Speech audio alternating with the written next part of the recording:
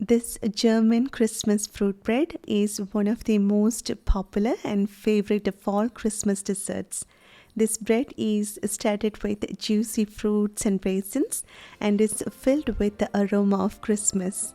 And in this video, I will show you how to make the best Stollen in the easiest way. In this simple recipe, you don't need to knead the dough and you can make this delicious bread in 5 simple steps. So as the first step, let's prepare the bread dough. Into this bowl, I'm adding milk, sugar, salt, egg, and yeast. I'm mixing them all together.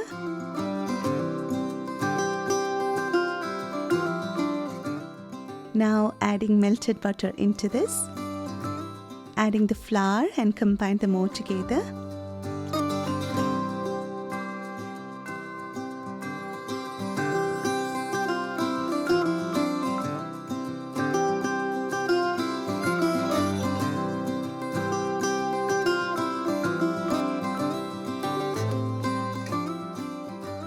It's super easy. Our bread dough is ready and it took only less than 4 minutes for us to prepare the dough. I smeared my hands with some oil just to feel the dough and make sure there are no lumps or any dry patches are there, and our dough is smooth and soft. So our bread dough is now ready for proofing. So cover it with a cling film and let the dough sit and rise for 1 hour in a warm environment. In the meantime, let's prepare the fruits, nuts and spices for our Stollen. Just like our Christmas fruit cake, most of the taste of this fruit bread comes from the delicious smell of it. And it comes from the natural spices that we use, the essential oils from the citrus peel, and also to bring out the most beautiful smell of almonds. I've roasted the almonds. Here I'm using seeds from 1 pot of vanilla. We can use a teaspoon of vanilla extract instead. And for the spices, I'm using cardamom, nutmeg and cinnamon. I'm using freshly ground spices and they are very strong, and so I'm using only 1/4 of a teaspoon of each. And we don't want to recognize the smell of any of these spices in our Stollen, but we just need that uplifted flavor of our fruit bread. So in this bowl, I'm adding a cup of raisins, half a cup of candied citrus peel, half a cup of glazed cherries, half a cup of almonds. The spice mix that we prepared. And to bring a fresh citrusy flavor, I'm also adding zest of 1 lemon.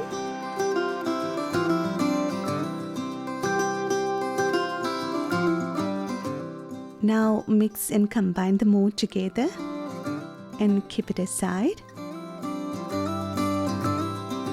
So it's been 1 hour, our dough has risen slightly, and let's add in our fruits and nuts mix into this and combine them all together. You can see I'm mixing and at the same time deflating the dough. Bringing the dough from all sides and adding the best of the fruits.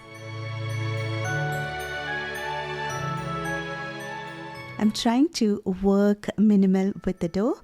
My intention is to mix the fruits evenly into the dough without working much with the dough. We don't want to create any tension to our dough, as we don't want to wait for the dough to relax after this step.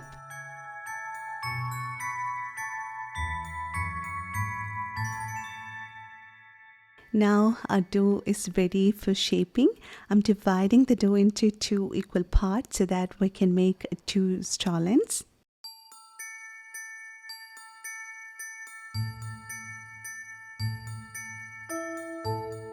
Simply flatten each portion and roughly roll to form a cylinder shape.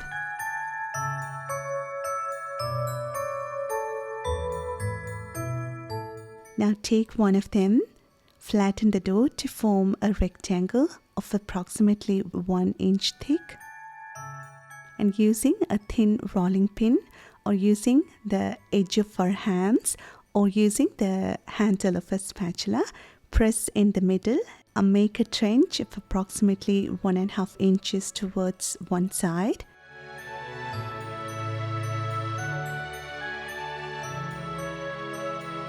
And simply fold it over the other. At this point, even though our Stollen is shaped and is ready for proofing, to get that characteristic hump, I'm pressing on top once again like this so that it will stay intact, and also we will create that characteristic hump on top.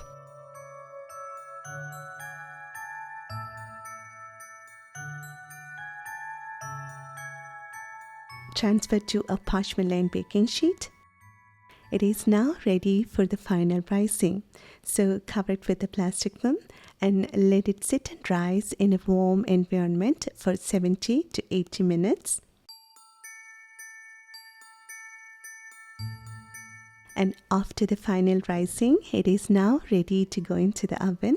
So bake it at 350 Fahrenheit or 180 C preheated oven for 40 minutes. After baking, let the bread sit for 2 minutes on the baking sheet itself, and then take them onto a cooling rack.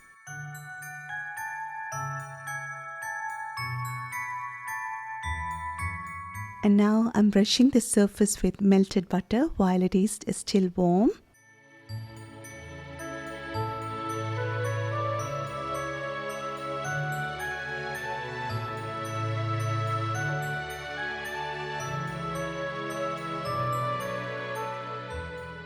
And sprinkling the top with some granulated sugar.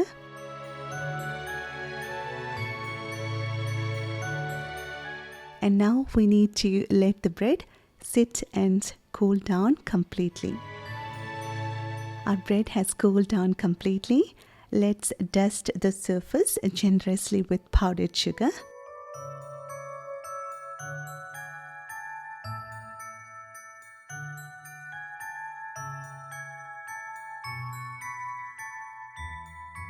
Cover it with a parchment paper or using a plastic film, and then with an aluminum foil, and can store it in a dry, cool place for up to 2 weeks. And if you want to have it on the same day of baking, no problem, we can have it.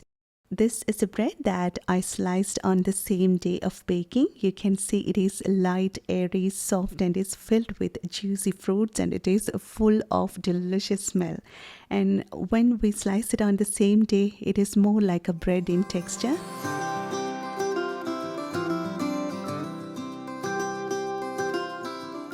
And this is the bread after 12 days of storing it.